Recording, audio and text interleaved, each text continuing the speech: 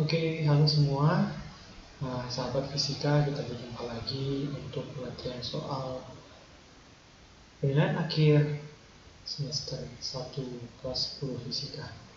Oke, nah, untuk nomor 1 kita akan mempelajari tentang angka penting. Santi mengukur panjang, lebar, dan tinggi suatu balok dengan memakai jangka sorong. Hasil pengukurannya ditunjukkan pada gambar di bawah ini. Nah, di sini kita terlihat gambar pengukuran hasil jangka sorongnya ya. Panjang, lebar, tingginya masing-masing. Ditanyakan dari hasil pengukurannya berapakah besar volume menurut aturan angka penting tersebut. Nah, kita lihat di sini.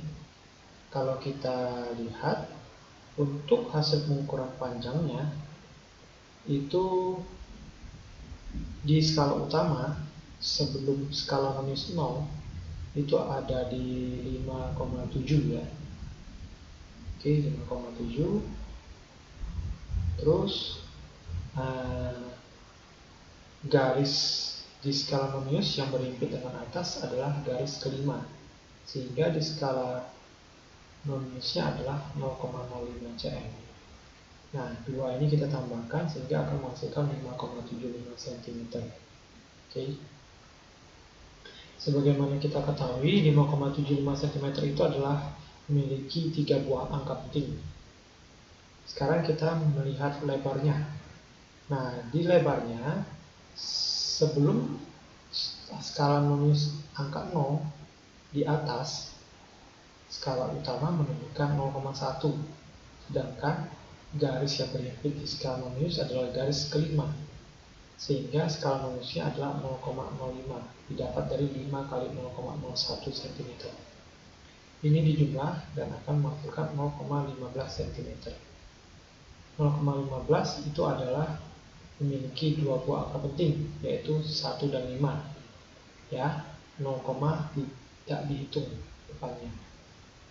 Oke, kita lihat tinggi. Tinggi itu di atas skala utama sebelum akan 0 skala Möbius adalah 3,1, dan garis yang berhimpit adalah garis kelima di skala Möbius, sehingga 3,1 ditambah 0,05 itu menjadi 3,15. Bagaimana kita ketahui 3,15 adalah 3 buah angka penting. Nah, volume benda ini itu dihitung dengan cara panjang kali lebar kali tinggi ya. Nah, ini kita kalikan seperti biasa. Oke. Nah, dan akan kita dapatkan hasil 2,716875. Nah, menurut aturan angka penting, bila perkalian atau pembagian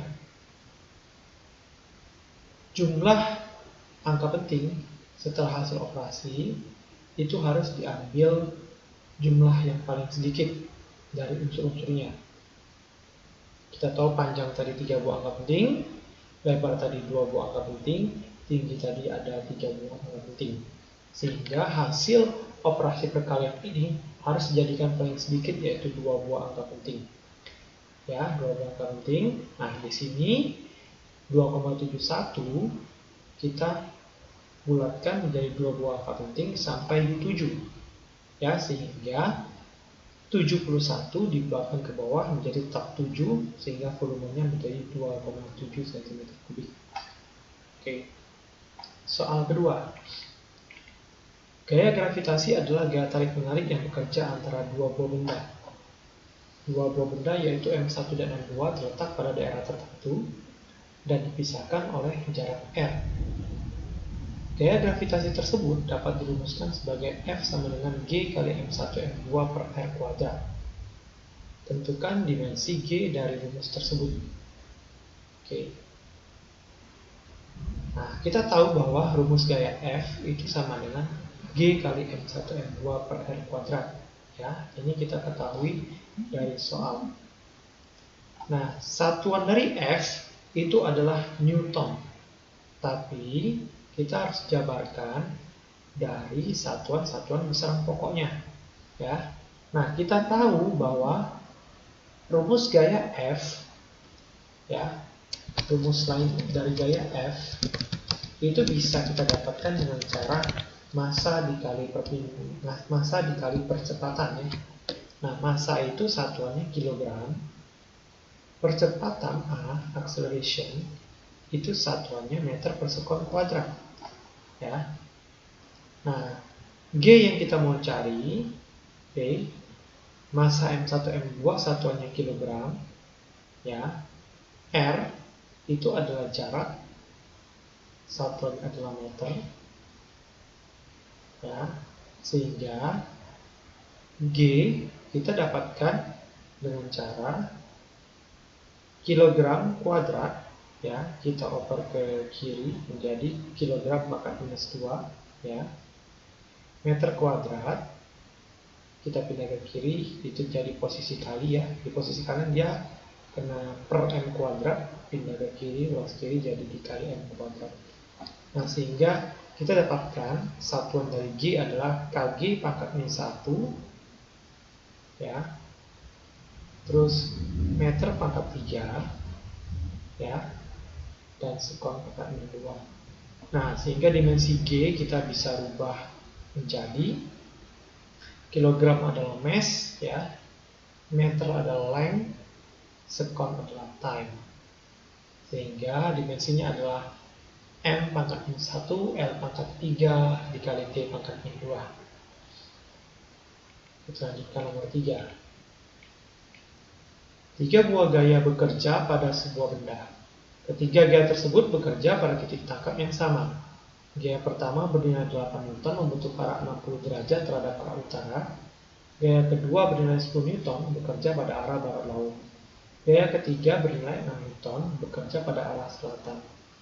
Gambarkan ketiga gaya ini pada sistem koordinat, lalu hitung nilai dan arah ketiga resultan gaya tersebut. Oke, kita misalkan gaya 10 Newton tadi ya adalah gaya B, 8 Newton adalah gaya A, 6 Newton adalah gaya C. Oke, nah kita gambarkan. Nah, gaya A 8 Newton itu membentuk arah 60 derajat terhadap arah utara. Jadi di sininya 8 Newton, 60 derajat yang ada di sini. Gaya kedua itu 10 Newton pada arah barat laut. Barat laut adalah arahnya ke kiri atas, di pertengahan antara barat dan utara, yaitu 45 derajat. Gaya ketiga itu pada arah selatan, berarti ke bawah. Oke, nah kita jabarkan di sini.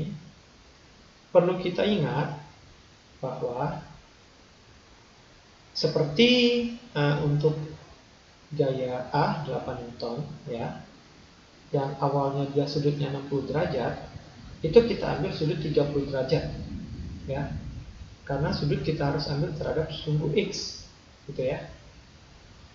Nah, kita jabarkan, kita ingat di sini gaya A miring ke kanan atas ya, gaya A miring ke kanan atas, sehingga komponen gaya A yaitu AX itu ke kanan maka positif, dan atas si AY juga positif ya.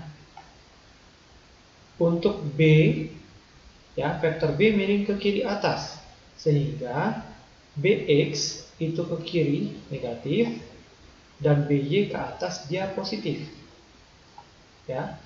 Untuk C, vektor C itu dia benar-benar berada di sumbu Y ya, sehingga sumbu X-nya 0. Dia ke arah bawah sehingga CY-nya negatif. Oke. Nah, maka dari itu kita masukkan ke rumus ya. Untuk vektor AX itu adalah A dikali cos 30 derajat ya. Jadi untuk vektor komponen pada sumbu X itu kita cari dengan cara vektor dikalikan cos alpha. Oke. Vektor A 8 Newton cos 30 setengah akar 3 kita kalikan dapatnya 4 akar 3. Positif ya. Sekarang kita ke BX. B kali cos 45. B adalah 10 Newton. Dikalikan cos 45 setengah akar 2 dapatnya 5 akar 2, tetapi kita kasih minus karena dia arahnya kiri. CX jadi 0. Oke. Nah, kita jumlahkan Rx yaitu resultan vektor pada sumbu X 4 akar 3 ditambah minus 5 akar 2. Jadinya 0,2 Newton. Oke, kita lanjut ke vektor komponen pada sumbu Y. Untuk vektor komponen pada sumbu Y A kali sin 30 derajat AY itu adalah A-nya 8 dikali sin 30 ya, setengah, didapat 4. Untuk BY, B kali sin 45, B-nya 10 kali setengah akar 2, dapatnya 5 akar 2. CY dapatnya 6 karena dia pada sumbu Y, sehingga RY kita hitung, kita jumlahkan, akar 2 kita masukkan 1,4, didapatkan hasilnya 5 Newton. Nah, kita hitung vektor resultannya R dengan cara Pitagoras ya. R sama dengan akar RI kuadrat ditambah RY kuadrat. Oke. Sama dengan akar 0,2 kuadrat ditambah 5 kuadrat. Kita dapatkan akar 25,04, kita bulatkan menjadi 5 Newton. Nah, bagaimana mencari arah resultannya? Nah, arah resultan kita cari dengan tangen theta. Tan theta dicari dengan RY per Rx. Ya. Nah, tan theta itu sama dengan RY-nya tadi adalah 5. Oke, Rx-nya adalah 0,2. Kita bagi. Nah, kita dapatkan tan theta-nya adalah nilainya 25. Nah, dengan kalkulator kita dapatkan theta sama dengan sudutnya 87,7 derajat. Oke, kita lanjutkan ya. Nomor 4. Andi mengendarai mobilnya untuk pergi ke rumah ayahnya. Mobil Andi bergerak sejauh 300 meter ke arah barat, lalu 400 meter ke utara. Dan lalu bergerak ke arah barat laut membentuk sudut 37 derajat dari arah utara sejauh 500 meter. Gambarkan perpindahan mobilnya. Lalu hitung besar resultan perpindahan mobilnya. Oke, kalau ke barat itu ke kiri, ke utara ke atas. Kalau ke barat laut itu berarti kiri atas. Oke, nah kita gambar. Pertama itu ke arah barat 300 berarti ke kiri, ke utara ke atas berarti 400, ke arah barat laut berarti kiri atas berarti 500, sudutnya 37 derajat dari utara. Oke. Nah, ini kita selesaikan dengan cara metode vektor komponen seperti nomor sebelumnya, ya. Nah, kita jabarkan vektor yang miring saja terlebih dulu ya. Contoh, jadi vektor yang 500 meter ini kan miring ke kiri atas tuh. Nah, kita jabarkan sebagai S3, yaitu S3X dan S3Y ya. Nah, karena dia sudut terhadap sumbunya Y 37 derajat, kita ambil sudutnya 53 derajat, yaitu terhadap sumbu X. Oke, sehingga kita dapatkan vektor S3 pada sumbu X yaitu 500 kali cos 53. Kita dapatkan 500 dikali cos 53 0,6. Kita dapatkan 300 ya. Untuk S3Y 500 dikali sin 53 derajat, 500 kali 0,8 itu kita dapat 400. Nah, untuk Rx resultan pada sumbu X kita hitung dengan cara S1 ditambah S3X. Ini kan semuanya ke kiri ya. Sebenarnya kita pakai minus tuh. Ya. Boleh kita pakai plus juga. Kenapa? Karena semuanya ke kiri. Oke, kalau kita mau pakai minus juga boleh. Kita tuliskan di sini S1-nya minus 300. Ya, S3X-nya minus 300. Boleh juga, berarti S3X tadi juga minus 300 ya, tadi ke kiri ya. Sehingga ini hasilnya adalah minus 600. Ya. Untuk RY pada sumbu Y itu hanya ada S2 400 dan S3Y. S3Y tadi 400, 400 sama 400, 800 gitu ya. Nah, kita jumlahkan dengan cara Pitagoras ya, resultannya yaitu akar Rx kuadrat tambah RY kuadrat ya. Nah, minus 600 kuadrat ditambah 800 kuadrat itu hasilnya 1000 meter. Nah, gitu. Ya. Kita lanjutkan nomor 5. Partikel diperlambat dari kecepatan dari 50 meter per sekon menjadi 20 meter per sekon setelah menempuh jarak 70 meter. Berapa jauh lagi jarak yang harus ditempuh agar partikel berhenti? Nah, di sini itu ada dua proses ya. Proses pertama ya, itu adalah kalimat pertama, yang ini ya. Nah, ini kejadian pertama. Nah, kejadian kedua adalah pertanyaan. Oke. Nah, ini diketahui dari kalimat pertama itu adalah V0, ya, VT, ya, lalu jarak S.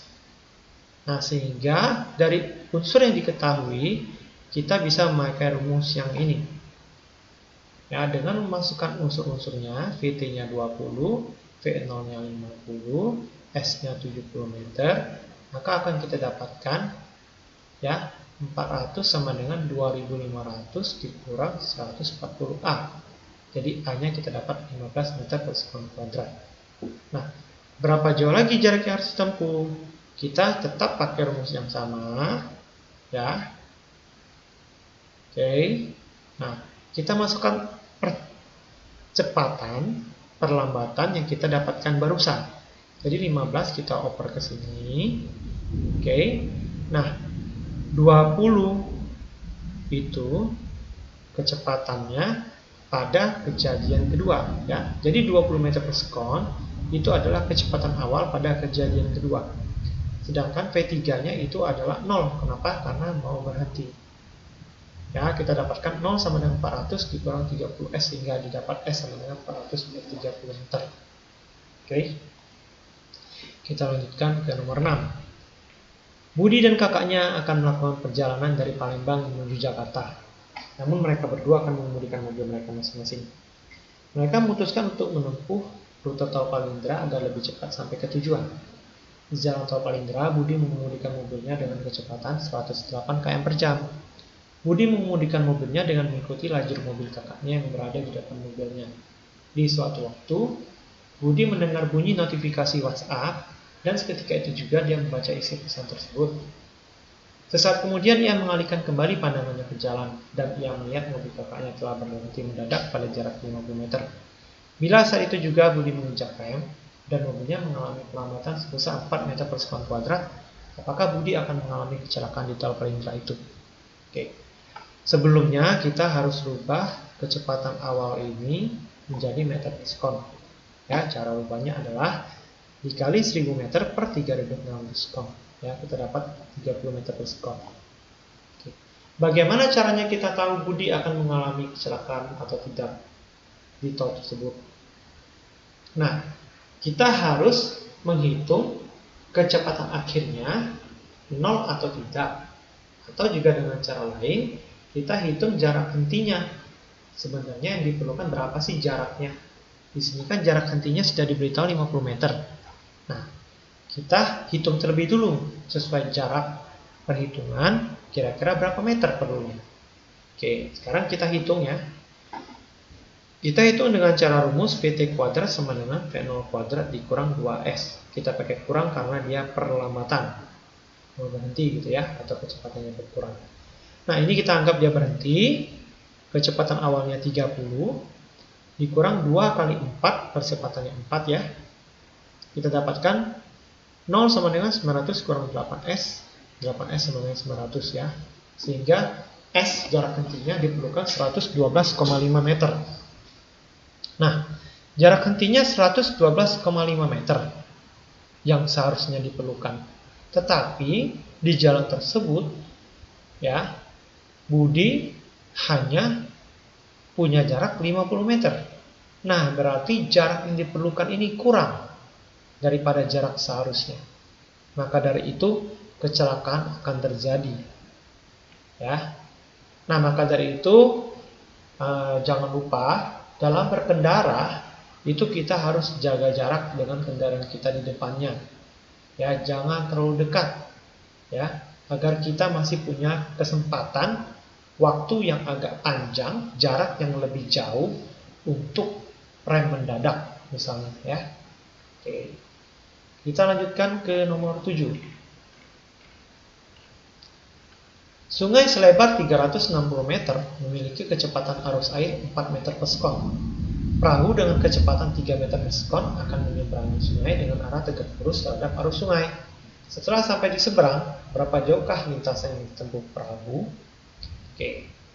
Nah, jadi perahu itu akan diarahkan tegak lurus dari A ke B. Ya, pengennya begitu. Tetapi karena ada arah aliran arus air ke kanan, maka perahu gerakannya akan terdorong ke kanan. Sehingga gerakannya itu adalah gerakan mengikuti rute AC. Ya, rute AC. Nah, oke. Nah, untuk mencari jarak rute AC, kita terlebih dulu harus mencari kecepatan resultan pada rute AC ini. Ya, kecepatan resultannya kita anggap misal dengan VR. Nah, VR karena VP kecepatan perahu dan kecepatan air VA itu tegak lurus atau 90 derajat, maka V resultan bisa kita cari dengan langsung Pitagoras. Sehingga akar 3 kuadrat tambah 4 kuadrat sama dengan akar 25 menghasilkan 5 meter per sekon. Ya. Nah, untuk mencari rute AC, kita bisa mencari perbandingan sisi-sisi pada segitiga ABC. Ya, segitiga besar itu jarak, segitiga kecil itu kecepatan. Jadi kita bandingkan, ya, VP per VR sama dengan AB per AC. Nah, VP-nya adalah 3, VR-nya adalah 5. Oke. AB-nya adalah jarak 360 per AC. Kita dapatkan AC-nya 600 meter. Oke, itu cara carinya ya. Kita lanjutkan ke nomor 8. Iwan yang tingginya 2 meter melempar bola dengan sudut 37 derajat. Tinggi ring adalah 6 meter dan jaraknya ke ring adalah 12 meter. Bila bola dilempar dengan kecepatan 10 meter per sekon, apakah Iwan akan berhasil memasukkan bola itu ke ring? Diketahui sin 37 derajat 0,6 dan cos 37 derajat 0,8. Oke, diberikan gambarnya ya. Nah, untuk mengetahui hal ini, maka kita terlebih dulu harus menghitung kecepatan awal yang diperlukan. Ya, kita harus menghitung terlebih dulu. Nah, pada rumus umum menghitung jarak horizontal X pada gerak parabola, ya, jarak horizontal adalah gerak lurus beraturan. Kita bisa cari dengan X sama dengan V0 cos alpha kali T. Ya. Jarak mendatarnya adalah 12 meter sama dengan VO dikali cos 37 derajat dikali T. Cos 37 kita tahu 0,8. Ya. Kita cari sehingga 0,8 kita oper ke kiri, 12 dibagi 0,8 15 sama dengan V0 kali T. Kita cari T sama dengan 15 per V0. Oke. Sekarang kita cek. Nah, berapa sih ketinggian yang mesti ditempuh oleh bola? Nah, selisih ketinggian itu adalah 2 meter dan 6 meter, itu selisihnya 4 meter ya. Nah, jadi bola itu mesti menempuh ketinggian 4 meter di sini ya. Nah, pada rumus ketinggian pada gerak parabola, ketinggian Y itu adalah V0 sin alpha kali T dikurang setengah GT kuadrat. Ketinggiannya adalah 4 ya, sama dengan V0 sin 370,6. T tadi kita substitusikan ke sini, kita masukkan ke sini, dikurang setengah kali G, percepatan gravitasi adalah 10, 5, dikali T-nya adalah 15 per V0 dikuadratkan. Oke, kita dapatkan 4 sama dengan 0,6 kali 15 adalah 9 ya. 15 kuadrat itu 225. Oke, kita lanjutkan di sini. Nah, 5 di sini kita coret sehingga didapatkan 225 per V0 kuadrat sama dengan 1 dan 225 sama dengan V0 kuadrat. Nah, V0-nya kecepatan awalnya kita dapat 15 meter per sekon. Ya. Nah, karena kecepatan awal yang kita hitung ini harusnya 15 meter per sekon, namun kecepatan pada soal itu hanya 10. Karena nilai tersebut tidak sama, maka bola tidak akan bisa masuk ke ring. Ya. Jadi bola itu bisa masuk ke ring bila kecepatannya harus sama dengan kecepatan yang kita hitung. Oke, kita lanjutkan ke nomor 9. Ya. Sebuah kipas angin memiliki baling-baling dengan radius 150 mm. Baling-baling tersebut diputar oleh motor dengan kecepatan putaran 360 rpm. Berapa frekuensi, periode, kecepatan sudut, dan kecepatan linear suatu titik di pinggir baling-baling? Oke, 360 rpm ya, itu kepanjangannya adalah 360 rotasi per menit ya, rotasi per menit. Nah, dari kata-kata rpm itu kita bisa mengetahui unsur-unsur ya, banyak putaran atau banyak rotasi dan waktu ya. Jadi di sini waktunya 1 menit kita harus jadikan 60 detik ya, sehingga untuk mencari frekuensi dicari dengan banyak putaran n dibagi waktu t. Banyak putaran 360, waktu t 60 detik, kita dapatkan 6 putaran per sekon atau 6 Hz.